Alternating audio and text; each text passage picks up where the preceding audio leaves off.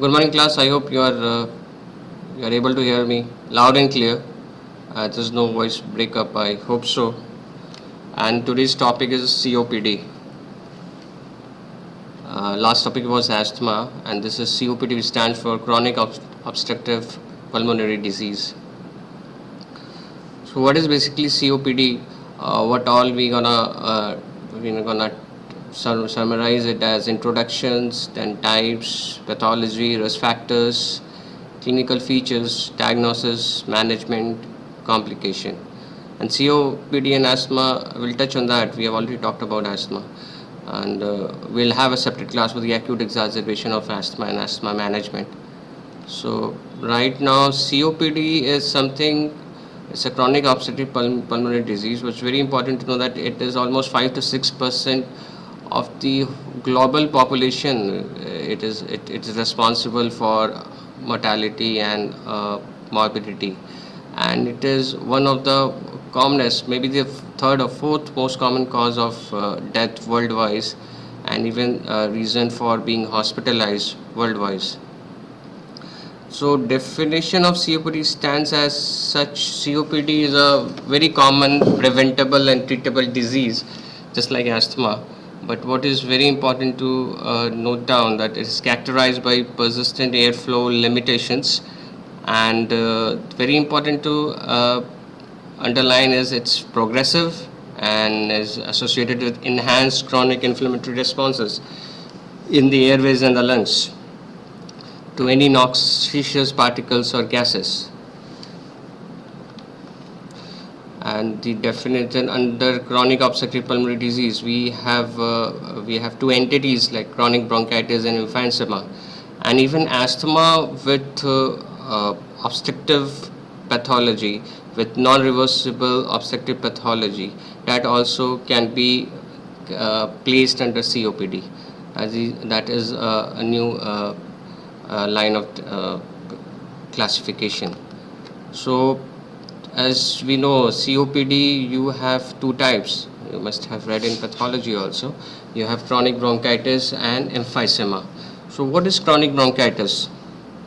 Chronic bronchitis basically defined as something which is a chronic productive cough which is present for 3 months in each of the 2 successive years in a patient in whom the other causes of chronic cough have been excluded.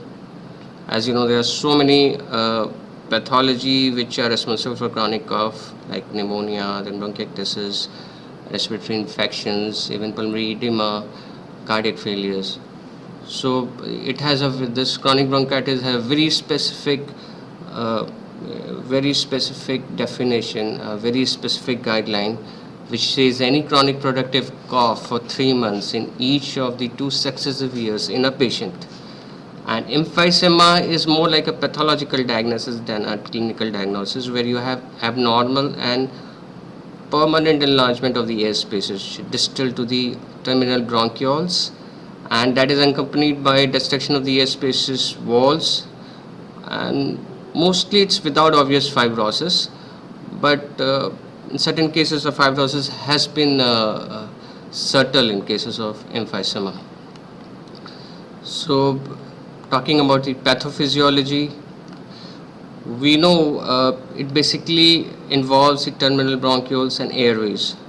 So, there is an element of chronic inflammation, there increased number of goblet cells and mucous gland hyperplasia that is responsible for increased production of mucus and increased production of mucus plugs, which goes in the respiratory airways and blocks it, and that is how it manifests as expiratory wheezes also, and it causes obstruction which is not reversible and progressive. Then there is underlying fibrosis, as we'll see in the next slides, where you have because of connective tissue like elastins and collagens, there is a destruction of elastins and collagens, which are responsible for elastic recoil of the lungs and the lungs parenchyma and the airways. Then there is a narrowing and reduction in the number of small airways, and there is definitely, as there is a decrease in elastic recoil, you will have airway collapse, and that might lead to loss of tethering, and that might lead to air trapping, and there will be air wall destruction as in cases of emphysema, which is more pertinent to emphysema. So what happens?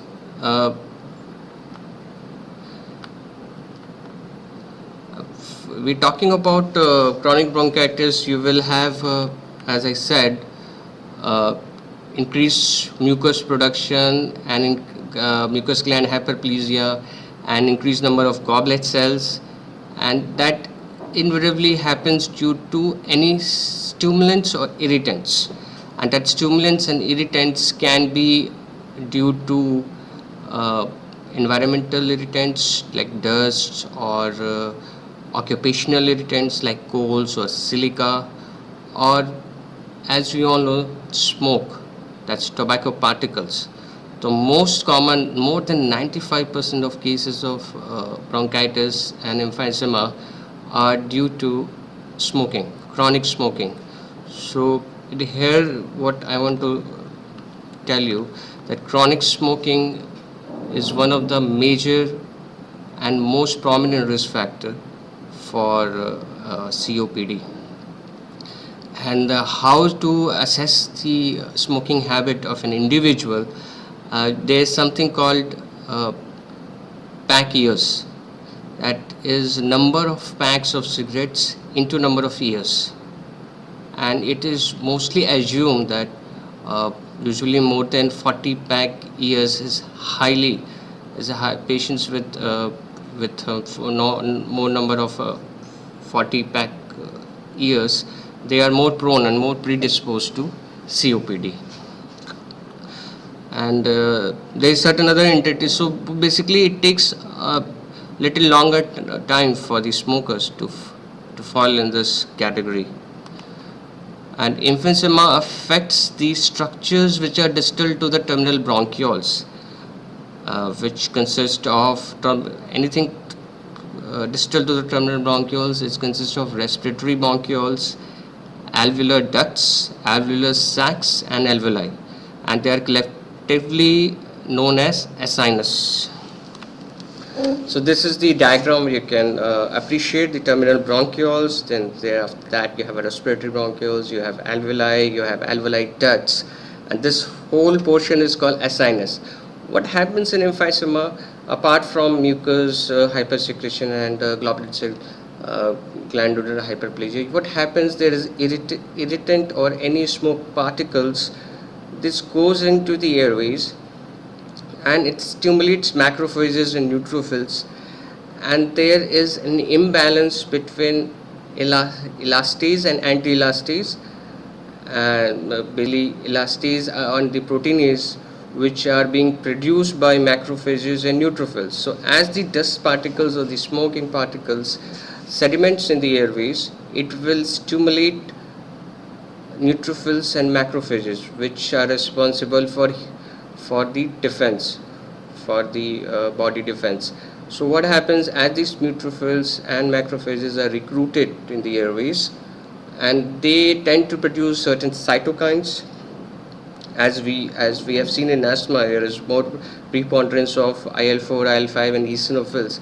Over here you will have more of CD4 cells and cytokines like IL-12, IL-13, interleukin-1 also, and these neutrophils and macrophages will further going to add to the insult, and it will promote production of proteinases. These proteinases in the form of elastase and collagenase, and this will, what it will do, it will going to destroy the alveolar tethering. So basically the alveolar sacs are destroyed. It can be the whole sinus, it can be partially destroyed or it can be completely destroyed because of the action of proteinase and elastase. So what happens, that is destroyed, there will be mismatch between ventilation and perfusion.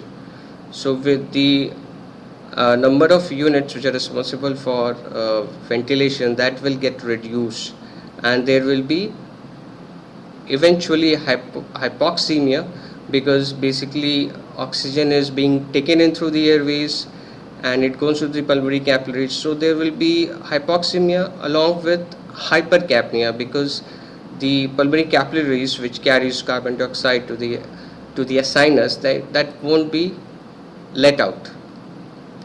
So the interface, the alveolar capillary interface is basically destroyed, and there will be a tendency of the alveolar sac to collapse.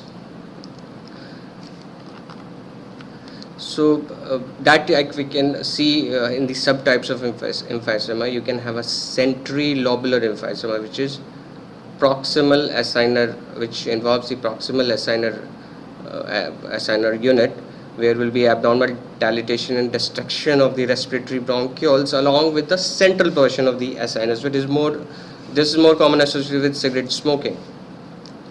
So it has tendency to involve mostly the lower part of the upper lobes. Then there's something called pan-acinar emphysema. As I said, there can be a destruction and enlargement of all the parts of acinus, which is most commonly seen alpha-1 antitrypsin deficiency and in smoker. We'll talk about alpha-1 antitrypsin in due time. Then something called paraseptal emphysema, where the distal acinar are more predominantly affected, as you can see in the diagram. So these all are the types of emphysema: distal acinar, paraseptal or pan-acinar, or centrilobular or centriacinar. So one thing apart from the destruction of the alveoli, there is, because of the progressive destruction of the alveoli capillary interface, and there will be involvement of the pulmonary vasculature in the form of, you will have intimal hyperplasia and smooth muscle hypertrophy and hyperplasia, which will be due to chronic hypoxia because of the vasoconstriction of the small pulmonary arteries. What is important to note down, that why is there vasoconstriction of the small pulmonary arteries? Because of the hypoxemia, because of the decrease in oxygen capacity, carrying capacity or oxygen exchanging capacity. So that will stimulate the pulmonary capillaries and it will lead to vasoconstriction, and that will be a compensatory reaction of the small pulmonary arteries, where you will have intimal muscles hyperplasia, smooth muscle hypertrophy. And as you can see, the restriction of alveoli due to emphysema can lead to loss of associated areas of pulmonary capillary bed and leads to pruning of the distal vasculature. What is important to note down, this pulmonary vasculature, as the disease progress, as the pulmonary vasculature is involved, you will find patient landing up to increase in pulmonary arterial pressure in the form of pulmonary hypertension, and that can lead to right heart failure and subsequent dilatation of the right ventricles and right atria, which can be seen on ECG, which we'll talk about it later. So that is when the COPD progresses, and that can lead to right heart failure, and that might manifest as increased jugular venous pressure because of the increase in venous return. Talking about the risk factors, apart from the environmental risk factors, you have very important genetic risk factor, that is called alpha-1 antitrypsin deficiency. It is a genetic condition, it is an autosomal dominant condition, and that is responsible for about 2% of the cases of COPD. In this condition, the body does not make enough of protein, that is alpha antitrypsin, and alpha antitrypsin is basically produced in the liver. So most probably the first organ to be affected is liver, but that is not the rule.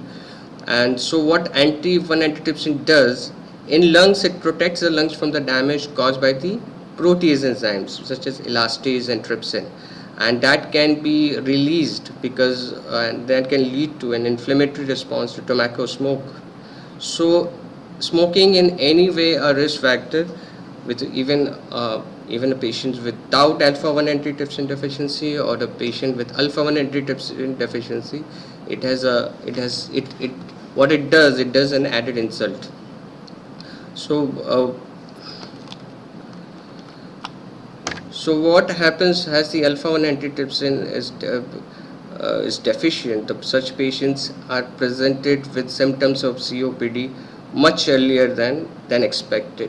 In a normal cases of COPD, is expected to any patient. You should suspect alpha-1 antitrypsin deficiency in any patient or in with the age less than 45 years, because this is a disease of the young, and most in most of the cases they have associated liver disorder in the form of liver cirrhosis or chronic liver disease, basically because of the alpha-1 antitrypsin deficiency. So whenever you have a patient whose age or presentation is less than 40 or 45 years of age, and who have concomitant liver disease, and if they land up in COPD, you should always suspect, or you should always, in the back of your mind, you should always have this alpha-1 antitrypsin deficiency, so you can test for the alpha-1 antitrypsin. So symptoms of COPD. The symptoms wise, COPD is not very different from asthma. As you will find, you have dyspnea, you have cough, you have sputum production. But what is important, that it is chronic and progressive. Dyspnea, cough and sputum production in case of COPD is chronic and progressive. That can be variable from day to day, but it will keep progressing. So dyspnea will be progressive, it will be persistent, and it will worse with exercise, and even you will find at the later part of the disease the patient will complain of dyspnea at rest. And this is something called chronic cough, which may be again intermittent or maybe unproductive too. You might find patients with emphysema who have pathological damage to the airways, but they might not come up with chronic cough symptoms. And then chronic sputum production, which is very common in COPD, and especially because of the mucus gland hyperplasia and goblets, increase in number of goblet cell, and increase in secretion of mucus. That mucus tend to form a mucus plug in the alveoli and the respiratory tract, and that is invariably responsible for cough. Cough will be it can be purulent. Mostly it is mucoid, but it can be purulent. But it's important to note it down because of associated bacterial infection like streptococcus or Haemophilus, which is very common in cases of COPD, because of the you have this collection of mucoid on the respiratory epithelium. It is a very fertile ground for the perpetrations of bacteria on the mucus. So such COPD patients are very, very prone to respiratory infections. So it happens bilaterally. It happens in a way where you can have a respiratory infection leading to COPD, or COPD patients leading to pneumonia. Other clinical features are wheezing, chest tightness, weight loss, respiratory infections, as I talked about. Wheezing is basically because of the wheezing is basically more present on expiration. It's more of expiratory wheeze, and wheeze, as you know, it's a polyphonic musical sound, and that is because of the obstruction of the airways. So the airflow is obstructed, so it produces a musical sound, and that in the form of wheeze, which is mostly bilateral. Then other thing is going to be because of the hypoxemia, and there's a hypercapnia, and you have shortness of breath, and that might lead to chest tightness too. And weight loss is basically because it's a catabolic process, and that it can further lead to right heart failure, and can further lead to increased pressure on the venous return, and that will lead to the congestion of the GID tract too, or maybe associated with the liver disorders, as in case of alpha-1 antitrypsin deficiency, or because of the chronic manifestation of this disease. Because of the chronic progression of the disease, the patient might have weight loss and the patient might be lean and thin. Well, this is one more important thing which I am to touch on this. You have something called pink puffers and blue bloaters, but such analog has been done away with. But basically, blue bloaters stands for patients with bronchitis, and pink puffer stands for the patients with emphysema. What is important to note down that blue bloaters is basically because of enhanced mucus secretion and enhanced airway obstruction. You will have very severe hypoxemia, and that might be present along with hypercapnia, and there will be subsequent cyanosis. So that is why it's called blue bloaters. And pink puffers is basically because of decreased oxygenation, because of destruction of the alveoli, because of progressive non-reversible obstruction, the patient will have air hunger, so they will tend to expire against the pressure in the airways, and that is why they purse their lips, and the diaphragm flattens out, and there will be increased pressure on the intercostal, mostly lower intercostal muscle, to expirate the air against the obstruction. So they will have usually pursed lips and extra respiratory muscles, extra thoracic and respiratory muscles acting along with, and the amount of hypoxemia due to with the kind of pathology it has, that won't be that severe, and so such patients are usually called pink puffers. Will try to puff out the air against the pressure inside the airway because of the obstruction. Then you have something called modified MRC. So this is modified MRC. We'll talk about it when we come to the treatment modality. This is a grading, and this is how the grading of modified MRC is. It is basically for the amount of breathlessness a patient is having, and this we'll talk about when we talk about the treatment. And as for the physical signs, because of increased air trapping, because of the alveoli, you will have the decreased elastic recoil of the lungs and the alveoli. You can have air trapping, and you will find increase in anterior posterior diameter in compared to the lateral diameter. So you will have a barrel shaped chest. Then obviously you have an axillary muscle acting. You will have prolonged expiration during quiet breathing, and patient tend to expire through the pursed lips. And there will be, this is important to know, there will be paradoxical retraction of the lower interspace during inspiration, which is called Hoover's signs. Then there is something called tripod signs. You have seen tripod.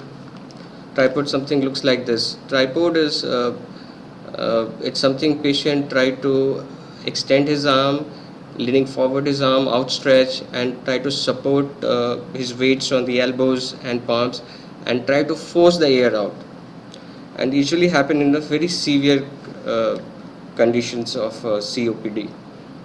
So this is one of the position, and as I can see, the AP diameter is increased because of the air trapping and loss of elastic recoil of the lungs. Then clinical manifestation, on clinical examination, you can find, you have on palpation, you can have a decreased fremitus vocalis.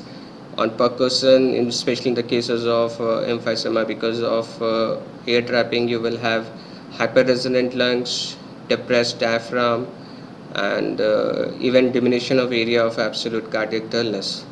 On auscultation, you might find prolonged expiratory wheeze, reduced breath sound, and crackles can be also heard if infection exists. And crackles basically because it will be more of an inspiratory crackles, and because of the increased mucus production, the air has a tendency to go through those mucus and it pops out. So that manifests as something in the form of crackles, and which can be heard if infection exists. So diagnosis, as we know, COPD, we should recollect it is more common in patients with smokers, and the number of pack years are also very important. Then environmental pollutants are very important, like even carbon particles or silicas, occupational exposure to these particles. And then something we talked about genetically autosomal dominant condition, something in the form of alpha 1 antitrypsin deficiency.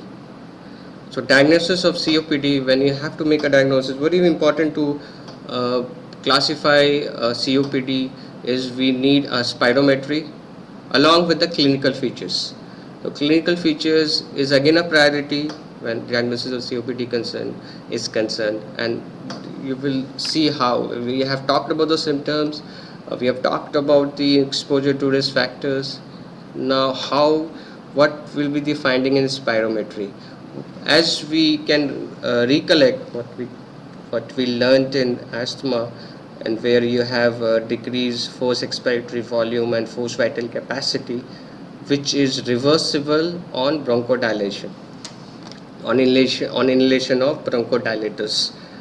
So what happens here? The diagnosis is when you have a presence of post bronchodilator, you still have less forced expiratory volume FEV1 in 1 second, and upon the ratio of forced vital capacity less than 0.7 or less than 75%. So that confirms the presence of persistent airflow limitation and the diagnosis of COPD.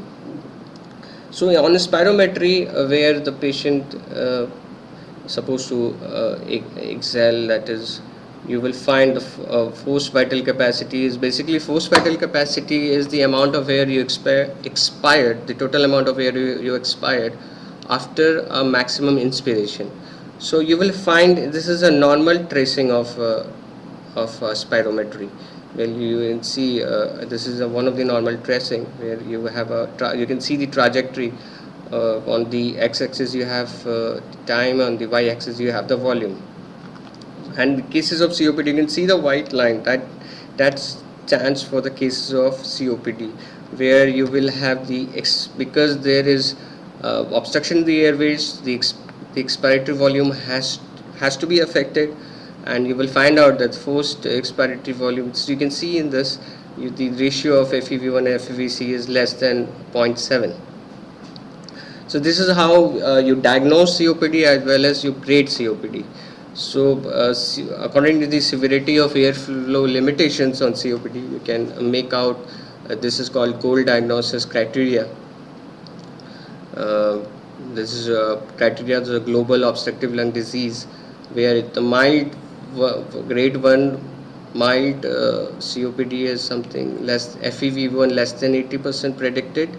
In all these cases, the FE1 FEC ratio will be less than 0.7, and the grade 2 moderate is when you have FEV1 less than 80% but more than 50%.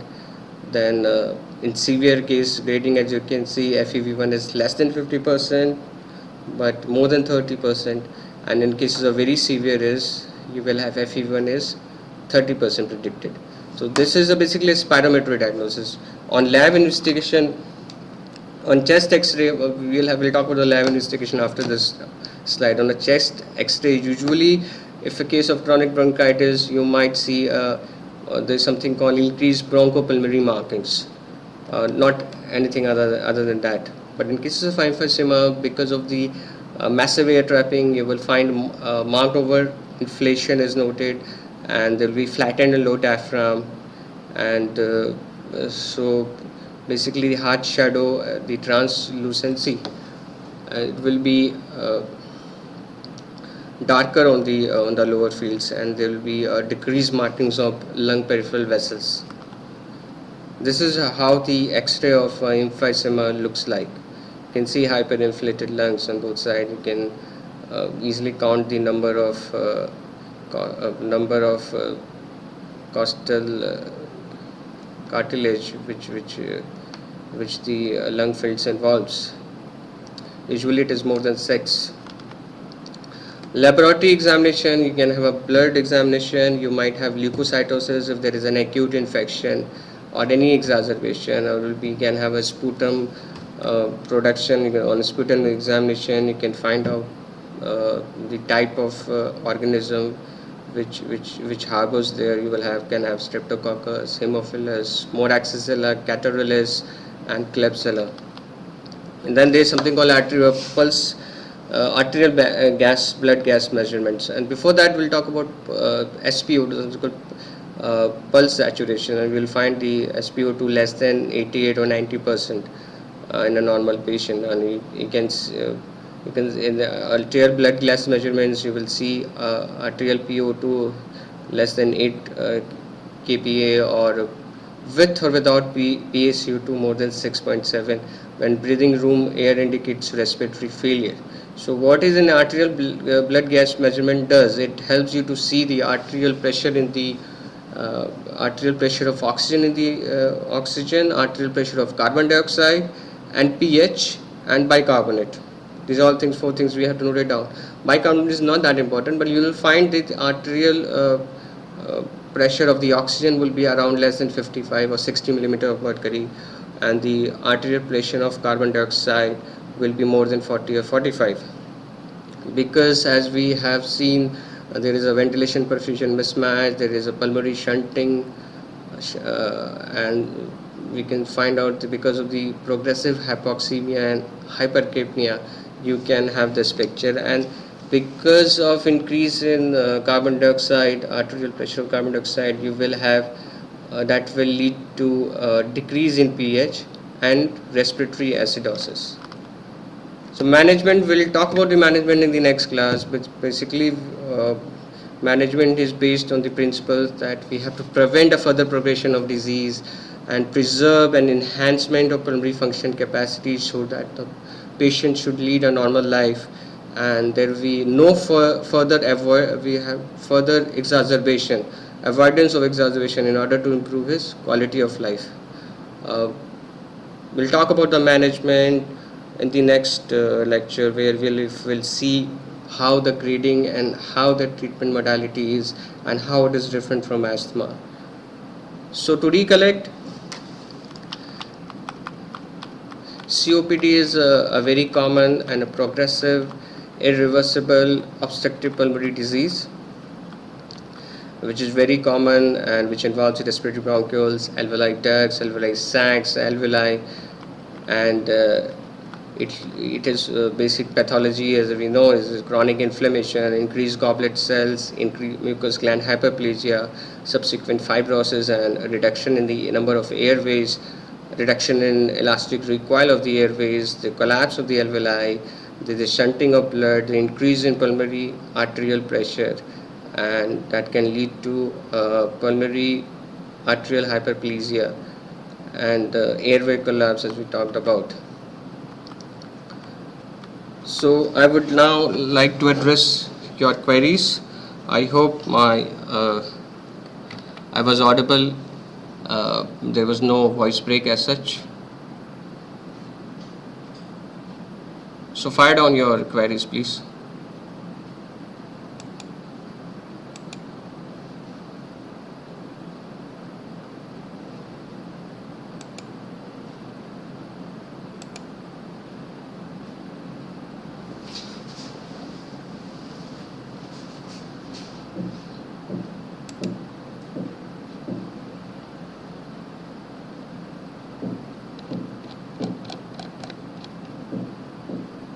Also, audio break is inevitable. Audio break, I really can't help out. But vocal fremitus vocalists, don't go in for such silly things.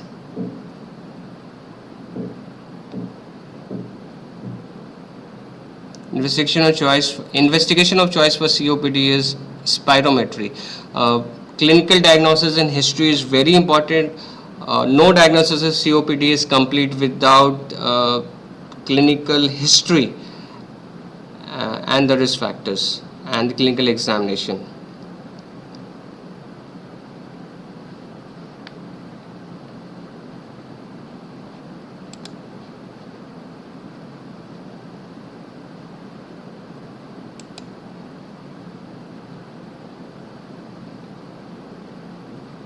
Hoover sense is basically Hoover sign is basically this is lower intercostal muscles. There is so much load on the lower intercostal muscles, so there is retraction of intercostal muscle because of repeated. Because of when you expire, the intercostal muscle goes into action. So and there is a diaphragm flattening, so there will be intercostal retraction. So that is what called Hoover sign.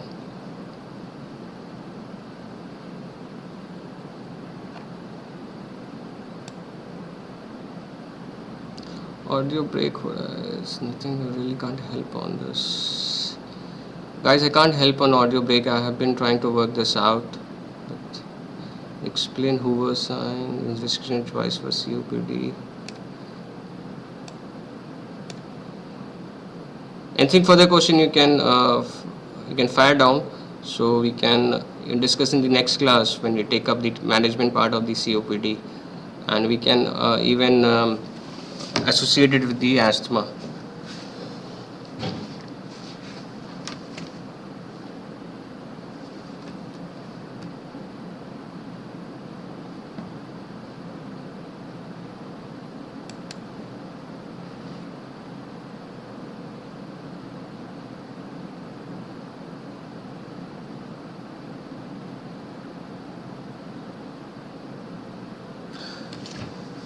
So the takeaway message is that smoking is highly and is most pugnacious and a very high risk factor for COPD. So just a takeaway message: if we have smokers around, we should quit. It's never too late to quit. So we should quit as early as possible. Okay, thank you so much. We'll meet in the next class, students.